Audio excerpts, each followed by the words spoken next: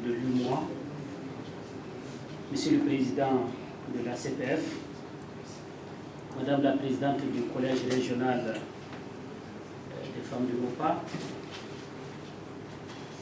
Messieurs et Mesdames les représentants des partenaires du MOPA, Messieurs les administrateurs du MOPA, Mesdames et Messieurs les délégués des différents collèges, femmes et jeunes, Messieurs les appuis techniques, Messieurs et Mesdames les appuis techniques des plateformes et du MOPA, chers amis de la presse, chers appuis traducteurs, Mesdames et Messieurs, il me plaît, au nom de l'ensemble des participants ici, et particulièrement au nom des membres du conseil d'administration du MOPA, pour vous remercier sincèrement d'avoir passé ce long temps ici, non seulement pour le conseil d'administration, mais également pour l'université paysanne. Je pense que lorsqu'on avait décidé à Banjul d'embrasser cette question d'université paysanne, il y avait beaucoup de doutes dans nos têtes. Les gens se demandaient de quoi veulent-ils parler ces paysans-là. Une université au niveau des paysans, qui va donner la formation, qui va recevoir la formation, qui va leur donner les moyens pour faire une université? Autant de questions. Je pense que maintenant, la lumière a jailli. Nous avons pu découvrir la capacité de nos experts, la capacité de notre secrétariat, de nos appuis techniques, à démontrer qu'il est possible de former les gens à moindre frais. Il est possible de capitaliser des expériences qui existent. Il est aussi possible de démontrer comment on puisse aller vers le développement. Parce que le développement, sans le renforcement de capacités humaines, va être extrêmement difficile. Je mesure la cohérence qu'il y a avec la volonté politique du MOPA et ces événements que nous organisons. Donc, je peux dire que nous ne sommes pas trompés et que nous sommes en phase avec notre plan stratégique. Je mesure également tout ce qui a été donné en termes d'expertise qui va non seulement renforcer la capacité des leaders à conduire les plateformes nationales, mais également ce leadership féminin que nous avons pu renforcer.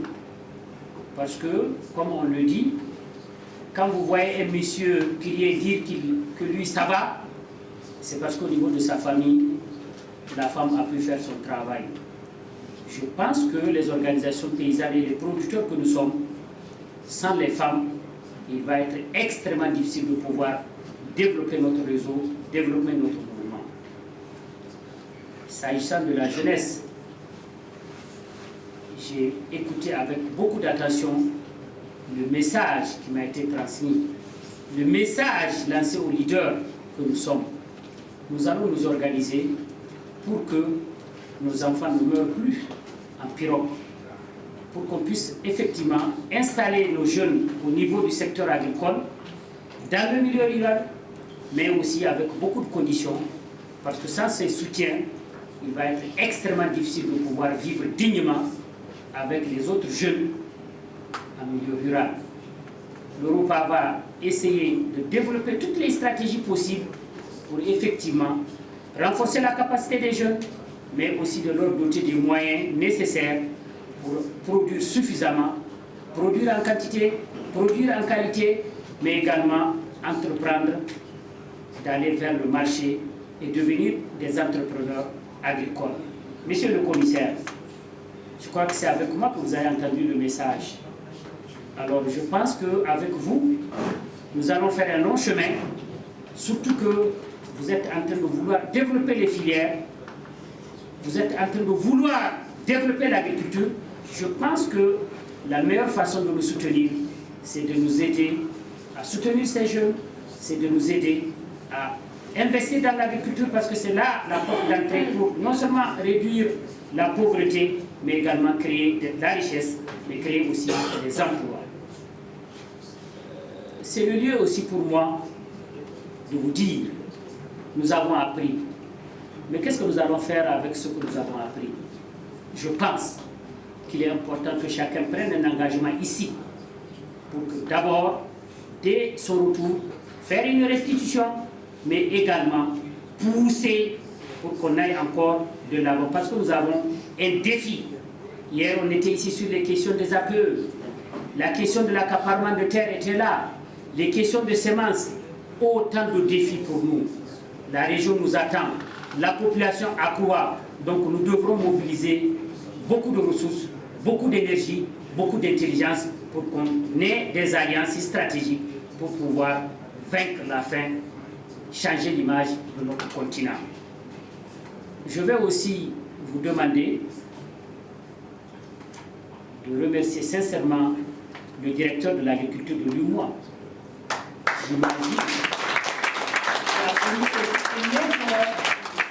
pour sensibiliser le commissaire qui est déjà convaincu pour que main dans la main, je pense véritablement que nous allons œuvrer pour développer notre agriculture, pour développer notre partenariat en renforçant le lien qu'il y a déjà entre nous, parce que j'annonce déjà que l'UMOA nous finance à hauteur de 100 millions par an et que peut-être d'ici l'année prochaine, on aura encore d'autres opportunités qu'on va saisir au niveau de l'UMOA. Donc merci monsieur le commissaire et c'est le lieu aussi de remercier la CPF qui a facilité le travail, le secrétariat qui a passé trop de nuits blanches, les appuis des plateformes, la traduction, tous ceux qui ont contribué, je vous remercie et je suis très reconnaissant. C'est le lieu aussi de remercier le gouvernement burkinabé qui chaque fois fait des efforts pour soutenir les organisations de production, notamment la CPF, mais également qui veut aussi faire de l'agriculture le moteur de notre économie. C'est sur ces mots que je vous remercie et je pense qu'on va se donner rendez-vous au Bénin en décembre 2014 avec beaucoup de volonté, avec beaucoup d'expertise, avec beaucoup de carré ici. Je vous remercie.